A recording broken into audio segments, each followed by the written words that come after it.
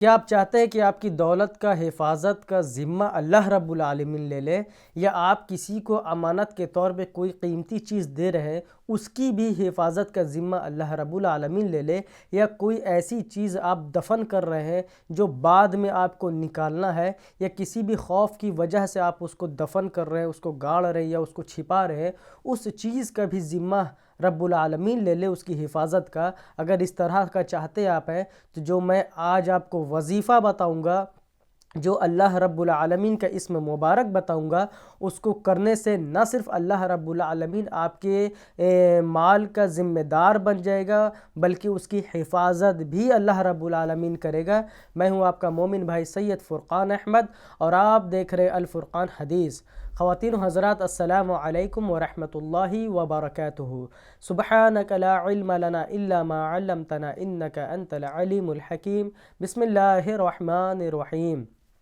کئی ہمارے بھائی ہوں گے جو تجارت کرتے ہوں گے، تو تجارت میں کرنا کیا ہے، جو میں وظیفہ بتا رہا ہوں بڑی پاورفل وظیفہ ہے، یہ اللہ رب العالمین کا اسم مبارک ہے۔ تجارت میں کرنا کیا ہے آپ کو، کہ جو بھی آپ کا غلہ رہتا ہے جس میں آپ پیسہ وغیرہ رکھتے ہیں، تو اس میں کرنا کیا ہے کہ سادے پنے پہ، یعنی سادے کاغذ پر جو ہے، جو میں نام مبارک بتاؤں گا اس کو لکھ لینا ہے سادے کاغذ پر، اور کاغذ پہ لکھ کر کے اس کاغذ کو جو ہے آپ اپنے گلے میں رکھ دیجئے، یعنی جہاں آپ تجوری آپ کی جو ہے، جو صندوق ہے، وہ جہاں آپ پیسہ رکھتے ہیں، جہاں پہ آپ اپنا مال رکھتے ہیں، اس میں آپ صرف اس کاغذ کو رکھ دیجئے، اور ایسی جگہ رکھیے گا کہ بار بار اس میں ہاتھ آپ کا ٹچ نہ ہو، بار بار اس میں آپ کا ہاتھ ٹچ نہ ہو، ایسی جگہ پہ رکھنا ہے، یعنی کونے وغیرہ میں، یا کسی بھی چیز سے جو ہے آپ اس کو اندر میں سٹا دیں گے تو زیادہ آپ کے لیے بہتر ہوگا۔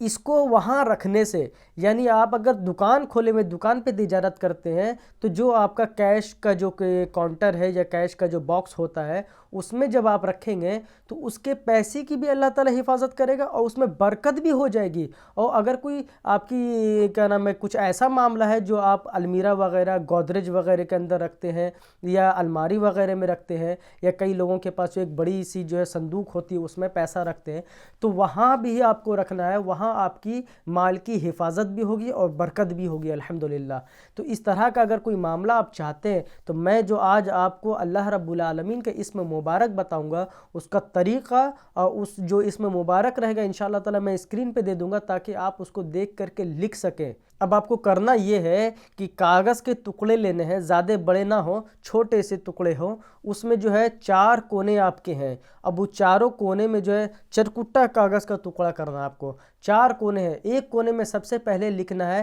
یا باطینو، آپ کو اسکرین پہ مل جائے گا یا باطینو، پھر اس کے بعد لکھنا ہے الباطینو، پھر اس کے بعد لکھنا ہے یا باطینو، پھر اس کے بعد لکھنا ہے الباطینو۔ تو اس طرح آپ کو جو ہے کاغذ کے ٹکڑے پہ جو ہے چاروں کونے میں لکھ دینا ہے۔ سب سے پہلے لکھنا ہے یا باطینو، پھر اس کے بعد الباطینو، پھر اس کے بعد یا باطینو، پھر اس کے بعد الباطینو، اور اس کاغذ کے ٹکڑے کو آپ جہاں چاہتے ہیں کہ آپ کا مال حفاظت رہے، آپ کا